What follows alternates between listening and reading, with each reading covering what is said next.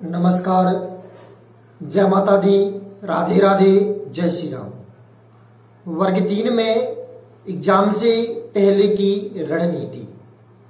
मेरा वर्ग 3 का स्कोर क्या रहा, आज हम इस वीडियो में फुल डिटेल से पढ़ेंगे। आपके सामने संपूर्ण एनालिसिस रखेंगे कि कौन कौन से एग्जाम में क्वेश्चन आए, कौन से नहीं आए। आपको एग्जाम हॉल में जाने से पहले किस प्रकार की तैयारी करना है, क्या जो आप तैयारी कर रहे हैं क्वेश्चन उसी से संबंधित होते हैं, आपको कौन सा सेक्शन पहले करना है, क्वेश्चन कितने नंबर के आ रहे हैं। आज हम इस वीडियो में संपूर्ण डिटेल से इसको जानेंगे। तो सबसे पहले हम बात करते हैं क्वेश्चन कि एग्जाम में कि पहले क्या करें। तो आपके लिए सबसे महत्वपूर्ण विषय वस्तु व पॉइंट है, आप वर्तमान में वर्ग 3 का एग्जाम देने वाले हैं या दे चुके हैं। तो जो देने वाले हैं उनके लिए बेस्ट ऑफ लक। सबसे पहले आप महत्वपूर्ण रखें कि जो आप एग्जाम दे रहे हैं, यह जो एग्जाम है आपका समझ पर आधारित है। भले ही उसमें सिलेबस कुछ और दिया है, लगभग 10 से 15% या 20% क्वेश्चन जो आप पढ़े होते हैं वह आपके आते हैं।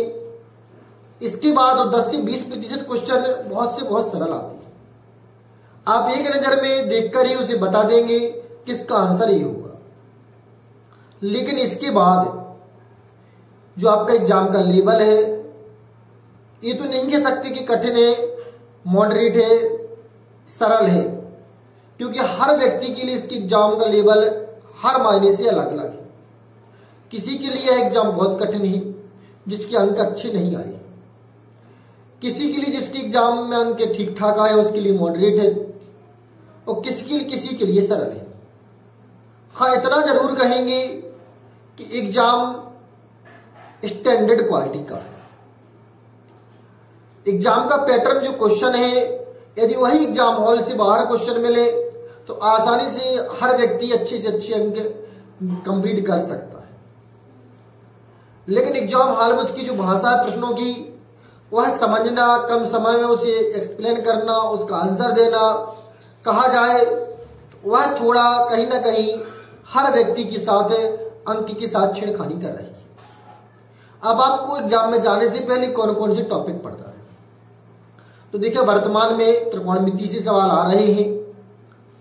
इसके अलावा जो हमने एग्जाम दिया था, हमारा एग्जाम कल मतलब 10 अक्टूबर 2025 को 2 शिफ्ट में था। इसमें त्रिकोणमिति से एक सवाल था। इसके अलावा निर्देशांक ज्यामिति से एक सवाल थे।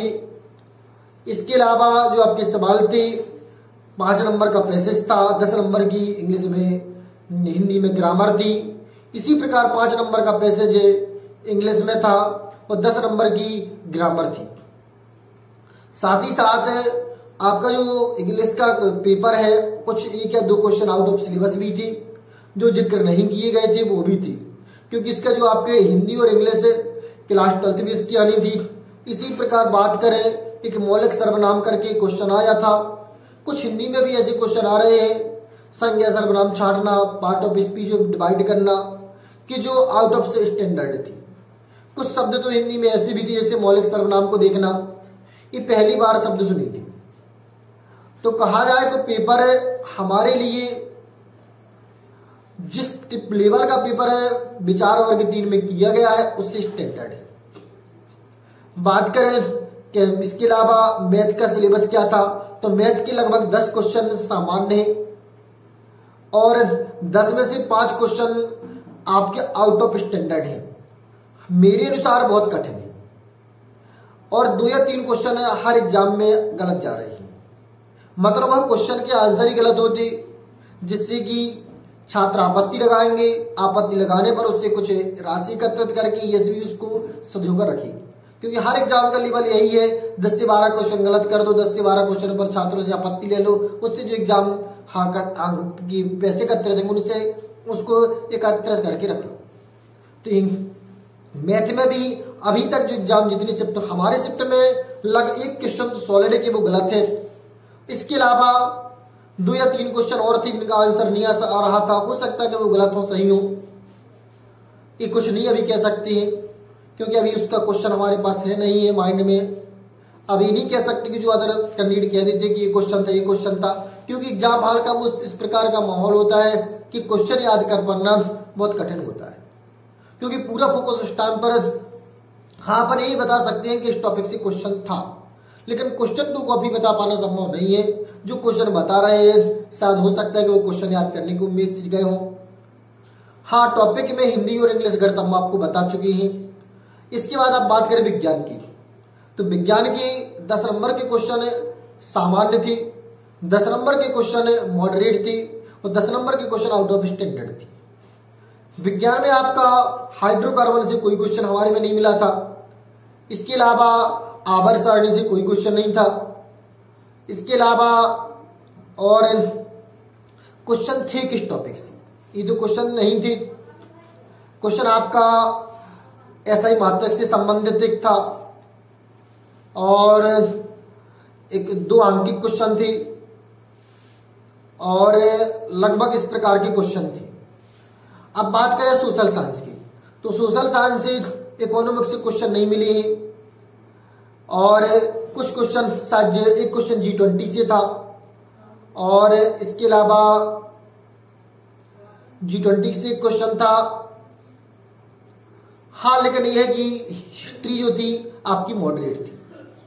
हर व्यक्ति से हिस्ट्री कुछ ना कुछ नंबर वो गेट कर लेगा, ऐसी नहीं थी कि जैसे अपन विचार किए थे कि क्या क्या आएगा, क्योंकि हिस्ट्री की मैक्सिमम क्वेश्चन आपकी सोच समझ पर आधारित थी। यही स्थिति आपकी विज्ञान की थी। अगर वही पेपर जो आप एग्जाम हॉल में कर रहे हैं और पेपर आपको घर में मिलेगा तो जितने आपके अंक आए उससे मैक्सिमम आपके 10 नंबर इंक्रीज होंगे। अब बात करें कि मेरा पेपर क्या था, स्कोर की मेरे हाई लेवल क्या था। मेरे पेपर में जो एग्जाम सेंटर था उसमें हाई क्या गया, तो मेरा पेपर 10 अक्टूबर 2025 को सेकेंड शिफ्ट में था। मेरे अंक 63 है, जो कि मेरे रूम में जिसमें लगभग 100 कैंडिडेट थे सेकेंड स्थान था। फर्स्ट नंबर 69 थे, जिनका MP वर्ग 2 की में सिलेक्शन हो चुका है, जिनकी 19वीं रैंक है, जो बेदी जी करके थी। और साथ ही साथ हमारे रूम में 4 या 5 ऐसे व्यक्ति थे, कुछ अदर स्टेट के थे, कुछ वर्ग 3 में वर्ग 2 में सिलेक्टेड थे, जैसे कोई एक फिजिकल में सिलेक्टेड थे, एक इंग्लिश से सिलेक्टेड थे और जो उनके 69 हाईएस्ट थे और स्वयं में वर्ग 2 में 19वीं रैंक में थे। तो इस प्रकार मेरी सेकेंड रैंक थी। मेरे लैब में जितने कैंडिडेट थे मैं परिचित मिला जो जिनसे मैं बात कर सका। वैसे तो मैं अपने रूम में लास्ट के जब सभी कैंडिडेट निकल गए इसके बाद आया था। अब हम बात करें हमारे सेंटर में हाईएस्ट कितना गया, तो हमारे सेंटर में जो वहां पर पता किया उनके द्वारा बताया गया, जिसके हाईएस्ट थे उनसे तो बात नहीं हुई, लेकिन वहां पर कुछ यूट्यूबर थे उनसे बात हुई तो उन्होंने बताया कि 76 एक का हाईएस्ट गया है, मतलब 76। इसके बाद बात करें ओवरऑल दूसरी लैब में कितना गया, तो किसी ने बताया कि हमारे लैब में 55 हाईएस्ट थी, क्योंकि वहां पर 4 या 5 लैब थी। और इसके अलावा अदर जगह की स्थिति बताएं तो पेपर लगभग यही था, जिसके अब मैक्सिमम कैंडिडेट के अंक मैक्सिमम से मैक्सिमम कैंडिडेट के अंक 60 से नीचे थे। उम्मीद करते कि आपको वीडियो अच्छा लगा होगा। आपके एग्जाम यदि अभी तक नहीं हुआ है तो आपके एग्जाम के लिए बहुत ही कहा जाए कि कहीं ना कहीं यह एग्जाम आपके एग्जाम हॉल से पहले सपोर्ट करेगा। आप सभी के जिनके एग्जाम नहीं हुए हैं उन सभी के लिए भी बेस्ट ऑफ लक। शीघ्र हमारे से एक्सपेक्टेड कट ऑफ का वीडियो लेकर आएंगे कि एक्सपेक्टेड कट ऑफ क्या रह सकती है। फिर मिलते हैं एक नई वीडियो में नए टॉपिक के साथ, तब तक के लिए जय माता दी।